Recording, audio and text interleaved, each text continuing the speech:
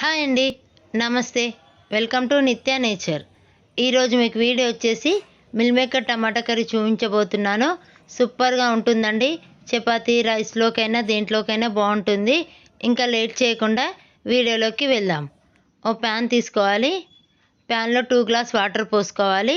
ఈ water heat అయ్యేంత వరకు చూసుకోవాలి. వాటర్ హీట్ అయిన తర్వాత ఇందులో మిల్ మేకర్ వేసుకోవాలి.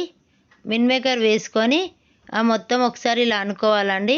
ఇప్పుడు స్టవ్ ఆఫ్ చేయాలి. స్టవ్ ఆఫ్ చేసేసి కొంచెం మెత్తగా అయిన తర్వాత ఇందులో వాటర్ అన్నీ పిండేసి పక్కన పెట్టుకోవాలి.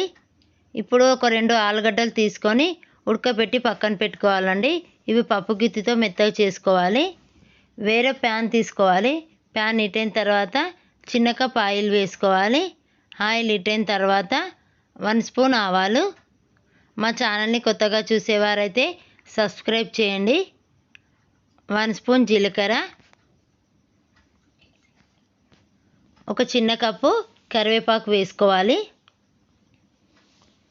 కరివేపాకు వేసుకున్న తర్వాత సన్నగా కట్ చేసుకున్న ఆనియన్ వేసుకోవాలి.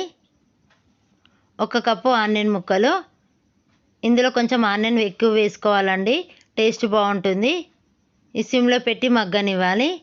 ఇలా చూడండి, ఇలా మగ్గితే సరిపోతుంది. 1/2 స్పూన్ పసుపు వేసుకోవాలి. 1 స్పూన్ అల్లం వెల్లుల్లి పేస్ట్. ఇది పచ్చివాసన పోయేంత వరకు మగ్గనివ్వాలి. ఇలా మగ్గిపోయిందండి. మగ్గిన తర్వాత 1 కప్పు టమాటా ముక్కలు. ఇక్కడ నేను 4 టమాటాలు తీసుకున్నాను, సన్నగా కట్ చేసి వేసుకున్నాను. ఇవి కొంచెం మగ్గనివ్వాలండి. సిమ్లో పెట్టి మగ్గనివ్వాలి. చిటికెడు సాల్ట్ వేసుకోవాలి. సాల్ట్ వేస్తే తొందరగా మగ్గుతుంది. ఇప్పుడు మూత పెట్టి ఇది మగ్గనిద్దాం. మగ్గిందో లేదో ఒకసారి చూసుకుందామండి. ఒక 2 మినిట్స్ తర్వాత ఇలా మగ్గిపోతుంది. ఇది కొంచెం మగ్గిన తర్వాత మనం ఇప్పుడు 2 స్పూన్ కారం వేసుకోవాలి. టేస్ట్కి సరిపడా వేసుకోవాలండి. 2 స్పూన్ సాల్ట్. ఇది ఒకసారి కలుపుకోవాలి. 1 స్పూన్ ధనియాల పౌడర్ వేసుకోవాలండి.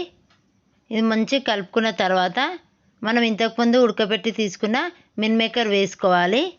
ఇది కొంచెం కారం అంతా పట్టనివ్వాలండి. ఇలా చూడండి, ఇలా కలుపుకొని ఒక 1 మినిట్ ఉంచుకోవాలి.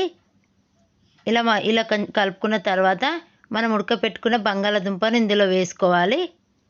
ఇలా వేసుకున్న తర్వాత గ్రేవీకి సరిపడా 1 గ్లాస్ వాటర్ పోసుకోవాలి. ఇలా మంచిగా కలుపుకున్న తర్వాత మూత పెట్టి ఒక 5 మినిట్స్ మగ్గనివ్వాలి. ఇలా చూడండి, ఇలా మగ్గుతున్నప్పుడు కొంచెం కొత్తిమీర వేసుకోవాలి. కొత్తిమీర వేసుకొని ఒక 2 మినిట్స్ మగ్గనివ్వాలండి. మిల్ మేకర్ కర్రీ రెడీ అయిపోయిందండి. సూపర్గా వచ్చింది. ఒకసారి ట్రై చేయండి. ట్రై చేసి ఎలా వచ్చిందో నాకు కామెంట్ రూపంలో చెప్పండి. ఈ వీడియో కనుక మీకు నచ్చినట్టయితే లైక్ చేయండి, షేర్ చేయండి, సబ్స్క్రైబ్ చేయండి. అలాగే పక్కన్న బెల్ ఐకాన్ క్లిక్ చేయండి. మీ ఫ్రెండ్స్కి, రిలేటివ్స్కి షేర్ చేయండి. Thank you for watching video.